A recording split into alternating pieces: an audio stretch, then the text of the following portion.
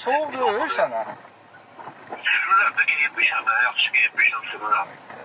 O soğukdan söhbət getmir. Ay Aslan. Soğukdan. Biz deyirsən soğuğu da ölçəli pozisyon. Deydə bir söhbət getdi, açıq deyil. Bak keş də. Hə? Daha keş də. Deyəm bir dənə, bu nəyə deyəm? Dayı keş də, niyə keçmirsən?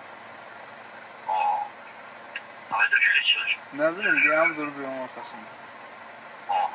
Sən deyilənsən? Maşınla. Ay dayı, yol ver keçək də.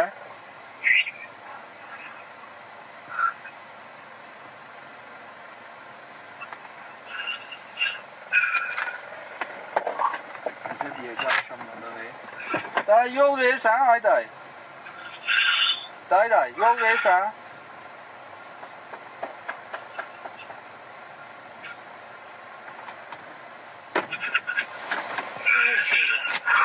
Bir şeydən.